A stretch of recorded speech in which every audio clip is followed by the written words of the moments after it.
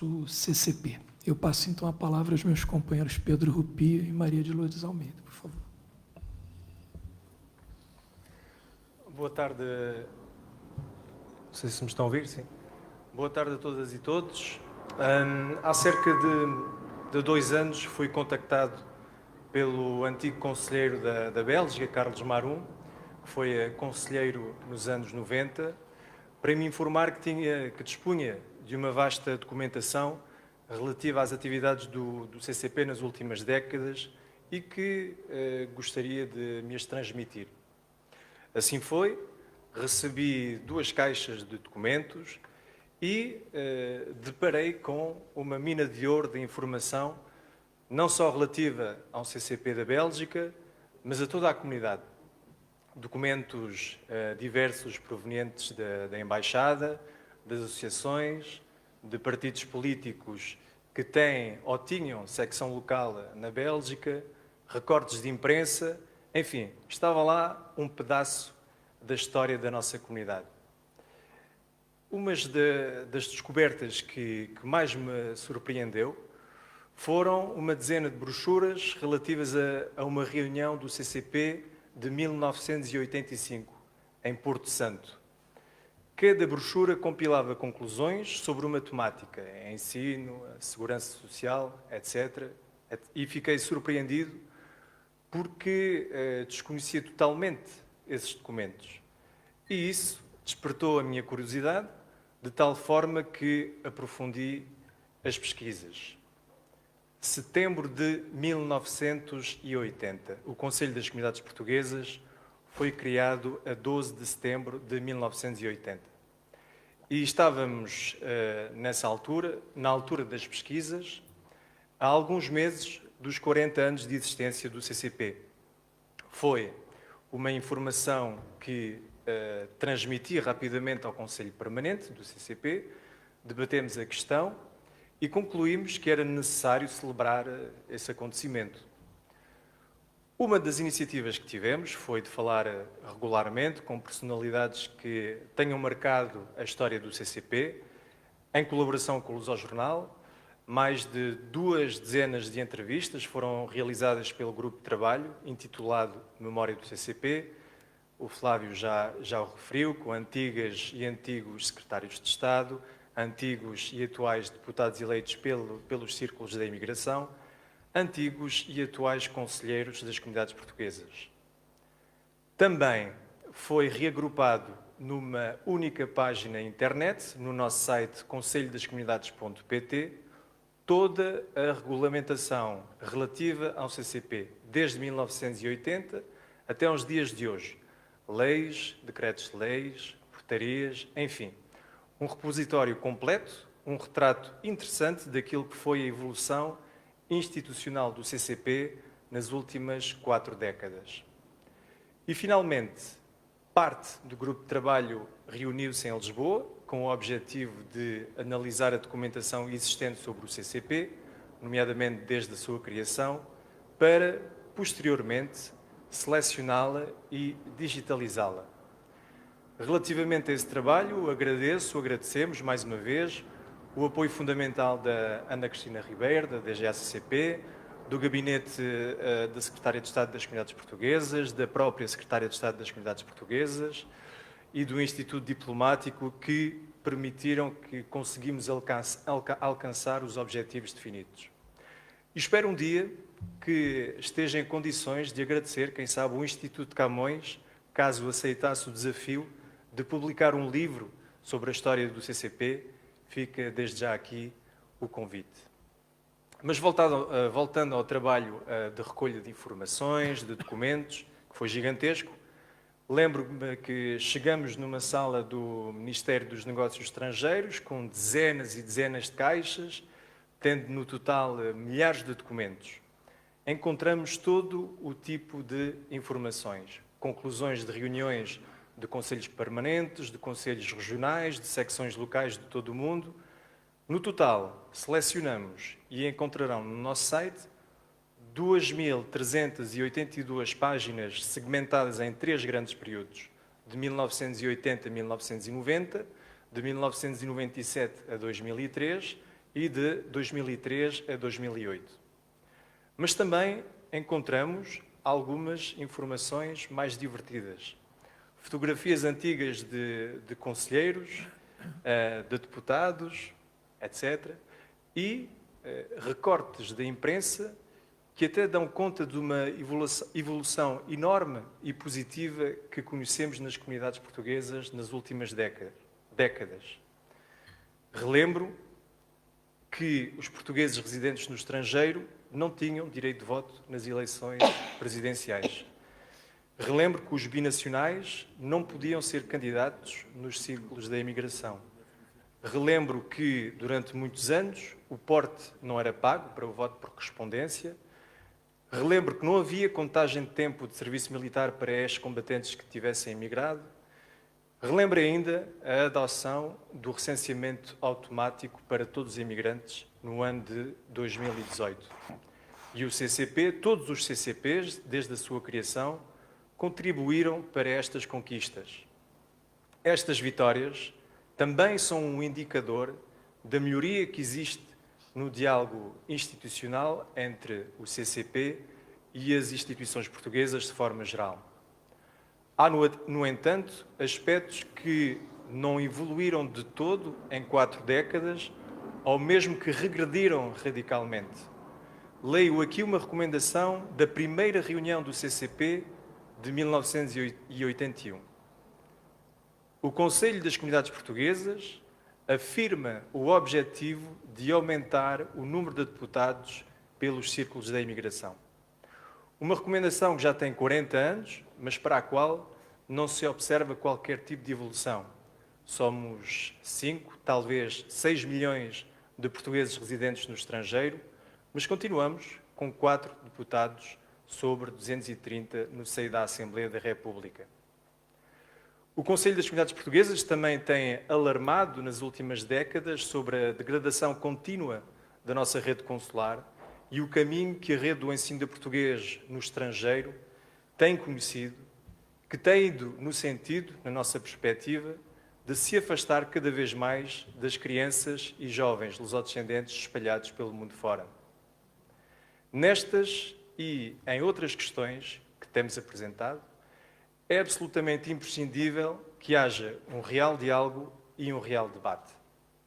Uma palavra final ao nosso grupo de trabalho e a todos os conselheiros, antigos conselheiros incluídos, que muito se dedicaram neste projeto que espero continuará a ser desenvolvido pelas próximas e próximos conselheiros das comunidades portuguesas.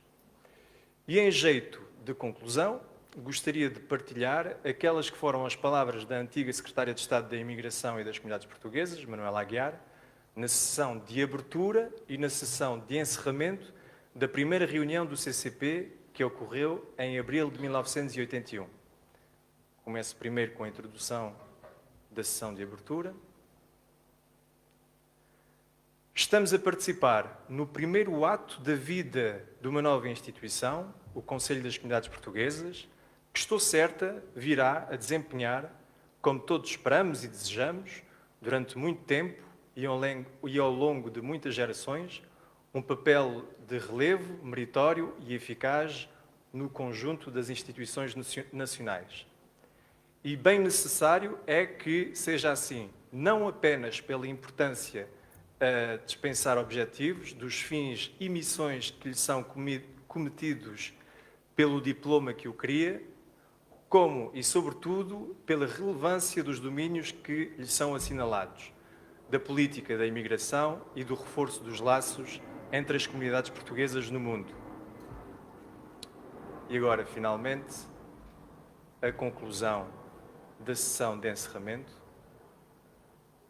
Dentro de poucas horas, despedir-nos-emos uns dos outros e podemos despedir-nos com uma certeza de que realizamos durante estes dias um trabalho útil, um trabalho que, apesar da sua importância fundamental, todos o desejamos e esperamos, será apenas o marco inicial numa longa vida, a vida desta instituição que, contando só alguns dias, está a demonstrar já capacidade e personalidade para assumir a sua missão insubstituível no conjunto das instituições de verdadeira dimensão nacional.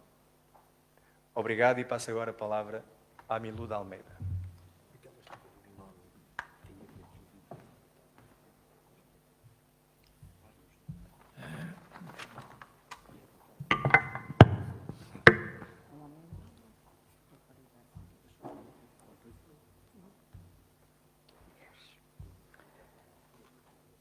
Muito boa tarde a todos os presentes.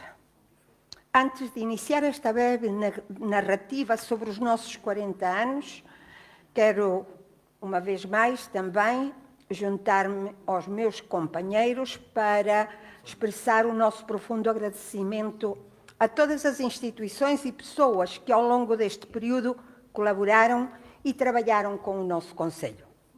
Seria muito difícil nomear a todos aqueles e todas aquelas que estiveram acompanhando a nossa luta, pois seguramente cometeríamos erros ao omitir nomes relevantes nesta nossa caminhada. Muitas caras conhecidas, algumas das quais hoje presentes, Elvira, Ana Cristina, Vítor Gil, Paula, Rosário e tantos outros, mas todos com um conjunto de pessoas em bastidores que, com o seu apoio e dedicação, fizeram possível e viável os nossos encontros. Para esse imenso trabalho, cujos rostos são apenas miragens, o nosso muito obrigado. Aos departamentos governamentais, à DGA-CCP, à Secretaria de Estado das Comunidades, Ministério de Negócios Estrangeiros e muitos outros, muitas vezes não convergentes com as nossas petições, mas atentos às nossas demandas, o nosso profundo reconhecimento. E é que isso é o bonito da democracia: divergir, dissentir, mas ao mesmo tempo ouvir e respeitar as diferentes opiniões. Um especial agradecimento ao Instituto Diplomático que disponibilizou espaço e material humano para ajudar nesta pesquisa destes 40 anos. Os que foram, os que estão e os que virão vão estar sempre gratos por esta imensa ajuda. E vamos então narrar-lhes brevemente, como um conto, estes 40 anos, porque para ir a pormenores, como todos já aqui informaram, temos um site que aí está, ponto por ponto, muitos destes 40 anos. Sabemos que este Conselho das Comunidades, que era um órgão consultivo do Governo, foi criado pela iniciativa também da doutora Maria Manuela Aguiar, e que esta instituição era de inspiração francesa, que teve a sua origem no modelo original do Conseil Supérieur des Français de l'Étranger, e que escolhia os representantes da imigração ao Senado e que é a segunda mais antiga da Europa. Sendo assim, este nosso Conselho começa em 1981, em Lisboa. Foi aqui a primeira experiência de diálogo institucional entre o governo português, a sua imigração e a diáspora. Nesta pesquisa, verificamos que 5 comissões foram formadas. E, para a nossa surpresa, os atuais, que às vezes pensamos que estamos a descobrir o mundo, mas não é assim, vimos que já nesse primeiro Conselho, no ano 81, estas comissões eram Educação e Ensino, Segurança Social, Retorno, Regresso e Reinserção, que sabemos agora temos também um programa Regressar a Portugal, Revisão Decreto-Lei de 373/60, agora revisamos a 66A, e Comunicação Social. Logo tivemos, então, uma segunda reunião do Conselho em 1983. Esta já foi realizada na Vila da Feira, hoje Santa Maria da Feira. E nesta reunião podemos observar novamente as mesmas comissões e os mesmos temas a debater das nossas comunidades. educação e ensino, segurança social, regresso e reinserção, revisão de decreto-lei, comunicação social. No ano 84 foi convocado um plenário que não se realizou, já isto estava como que a pressagiar, havia nuvens pretas no horizonte, e no ano 85 faz a terceira reunião em Porto Santo. Os temas são os mesmos, mas aumentaram. Aqui nesta reunião pediu-se o aumento de deputados pela imigração. E isso é uma coisa que hoje ainda está no tapete e que estamos também a lutar por isso. Falou-se do recenseamento eleitoral e do direito do voto dos portugueses no estrangeiro e também se acrescentou a lei da nacionalidade. Isto no ano 85. No ano 87, no segundo governo do Dr. Cavaco Silva, a doutora Maria Manuela Aguiar, antes de deixar o Palácio das Necessidades, deixou o plenário convocado. E é o seu sucessor, o Dr. Correia de Jesus, quem assiste a este plenário. Foi um plenário bastante controversial, com muito polémico, com os conselheiros a manifestarem-se unidos pela continuidade do Conselho, porque já pressagiavam muitas coisas negativas. No entanto, a partir de 1988, o Conselho foi desativado. Mas aqui não morre o Conselho, e a prova disso é que estamos aqui hoje. Após alguns anos, criou-se um grupo de trabalho formado por deputados da Imigração e outros deputados da Comissão de Negócios Estrangeiros e por uma proposta da Lei do Governo na Assembleia da República, eis que ressurge das cinzas, como a ave fênix, o CCP em 1996, quando nessa altura era secretário de Estado, o nosso querido amigo também, e Dr. José Lelo. Só que aqui o formato mudou, porque agora era o Conselho das Comunidades, era eleito por sufrágio universal, não é verdade? É assim que 10 anos depois, em 1997, tem lugar novamente a reunião mundial do Conselho das Comunidades. Curiosamente, observamos que depois de 10 anos, os temas neste tapete destas discussões continuam a serem os mesmos. Mas acrescenta-se a ausência da comunicação social para cobrir as diferentes reuniões e eventos do Conselho das Comunidades. Em 2003, 7 anos após, novas eleições para o Conselho das Comunidades, que nesse então foi composto por 100 conselheiros espalhados pelo mundo, sendo 96 eleitos. Neste período formam-se os conselhos regionais e os temas continuam a ser os mesmos, com educação, segurança, regresso, movimento associativo, comunicação social, aumento de deputados, recenseamento eleitoral, lei da cidadania e da nacionalidade, a lei dos netos. 2008, 5 anos depois, outras eleições e uma nova estrutura. 73 conselheiros, sendo 63 eleitos e 10 nomeados. Desaparecem os conselhos regionais e constituem-se 7 comissões que continuaram a debater os mesmos temas.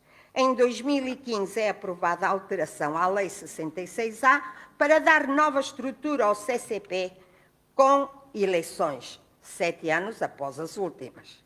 Mas agora o CCP passa a ter 80 conselheiros, todos eleitos, desaparecem os nomeados. Voltamos aos conselhos regionais e temos 3 comissões temáticas, seções e subsecções de país e, obviamente, o Conselho Permanente. As atuais comissões temáticas são ensino, cultura, associativismo e comunicação social. Questões sociais, económicas e fluxos migratórios. Questões consulares e participação cívica. Como podemos observar, todos os temas continuam a serem ponderados e analisados nestas 3 comissões. E, atualmente, o Conselho das Comunidades Portuguesas tem realizado um trabalho exaustivo, elaborando uma série de propostas e alterações à Lei 66A, que aguarda o parecer dos respectivos entes governamentais.